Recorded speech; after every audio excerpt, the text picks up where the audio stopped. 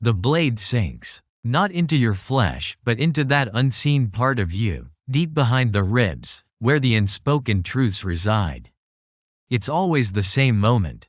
The shock, then the slow, sickening burn of recognition. Someone has betrayed you. Again. Or perhaps it was the hollow ring of dismissal. A word, a glance, a silence that cut deeper than any scream. You felt it, that cold, internal tremor. The world tilted, just for a moment. You pretend it doesn't touch you. You construct an armor, brick by careful brick, a fortress around your core. You perfect the mask of indifference. You become untouchable. But inside, the silent scream persists. It echoes in the void you've carved out, a space where vulnerability used to live. You believe you are protecting yourself. You are only burying yourself. You are tired. You are so profoundly weary of the constant performance, the vigilant guard. You crave rest, a true peace from the invisible war within you. You yearn for a freedom from the words, the actions, the cold indifference of others. This is the hidden truth. As long as you try to avoid pain, pain will own you. As long as you numb yourself, hide yourself, shield yourself, you remain a puppet on invisible strings. Every harsh word, every slight, every disappointment tugs at those strings. You react, you flinch, you bleed, and you call this weakness. You are wrong. This is the common condition. The only difference is that some of you are better actors. Carl Jung saw it clearly. He said, "We are not what happens to us, but what we choose to become." This is not about becoming cold. It's not about being an unfeeling automaton. That is another cage. True strength is not the absence of bleeding. It is the absolute awareness of who you are, even when the wound is fresh, even when the blood flows hot. It is looking directly at the gaping hole and understanding it. You are here for a reason. You suspect the world operates on rules nobody speaks aloud. You feel that unseen force, constantly pushing you, prodding you, exposing raw nerves. You feel at an emotional disadvantage, as if others hold a power over you that you simply cannot grasp. It doesn't have to be this way, but you will have to face some truths that will grate against your carefully constructed reality. You believe that what hurts you is external.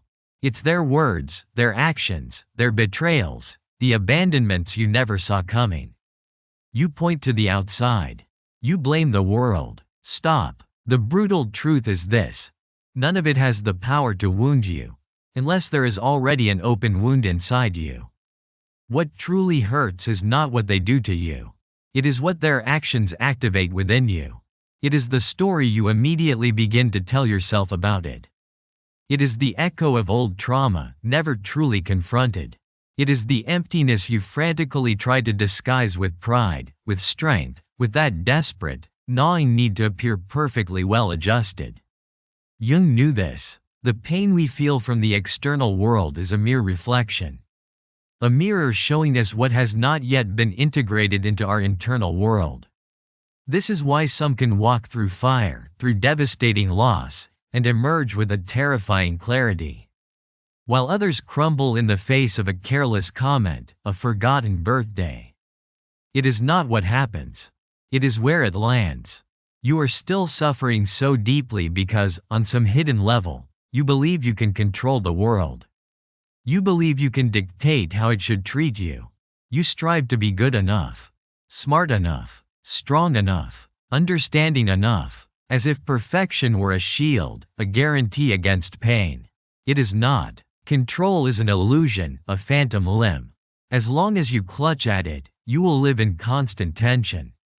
You will exhaust yourself trying to predict the unpredictable. You will break yourself trying to avoid the inevitable.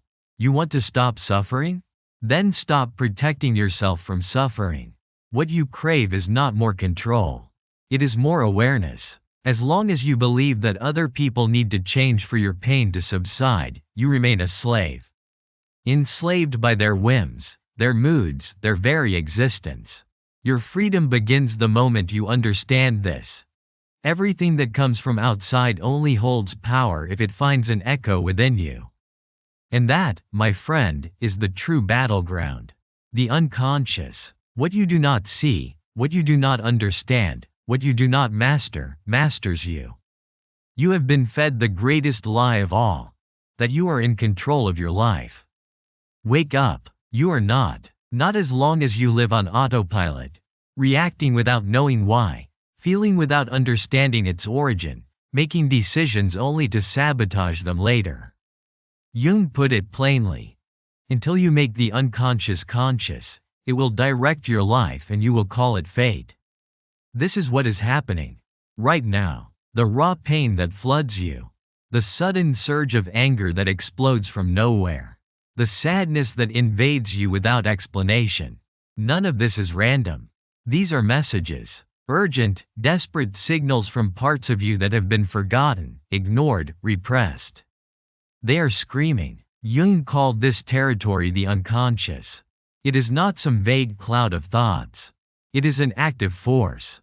An entire system of buried memories, unhealed trauma, forbidden desires, and primordial fears that you refuse to face. And yet, it decides what you feel. It dictates how you act. You wonder why certain words tear you apart while others remain untouched? Because those words strike raw, exposed nerves within you. They are alive, and they are alive because you have never truly confronted them. You have only pushed them under the psychological rug, hoping they would disappear. Now, you trip over them constantly. Jung understood the futility of repression. He stated, "We cannot change anything until we accept it. Condemnation does not liberate, it oppresses." What have you been doing? Judging yourself, repressing yourself, silencing that inner scream as if it would simply vanish. It does not vanish. It merely finds more dangerous ways to manifest. Toxic relationships that you repeat like a broken record. Patterns of self-sabotage you cannot break. Anxieties and fears that arise precisely when everything seems to be going well. This is not bad luck. This is your unconscious, desperately trying to wake you up. And you, in your stubborn denial, insist on sleeping. You want to be someone who is no longer wounded? Then stop running from what is inside you. The world is not your enemy. It is a catalyst, a mirror. Every encounter, every slight, every perceived injury is merely an invitation.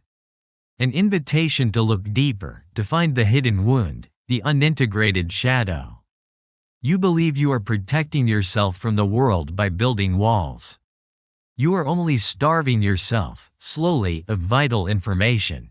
The very pain you despise is your most potent teacher. It is a precise map, showing you exactly where you are broken, where you still need to become whole. The question is, are you ready to read that map? Are you ready to descend into your own internal underworld?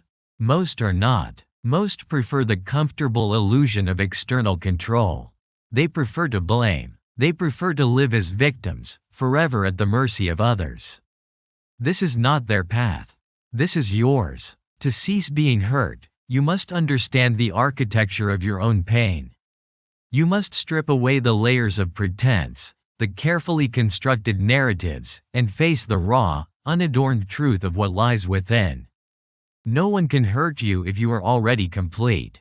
If every piece of your being, even the darkest, most terrifying parts, is brought into the light and integrated.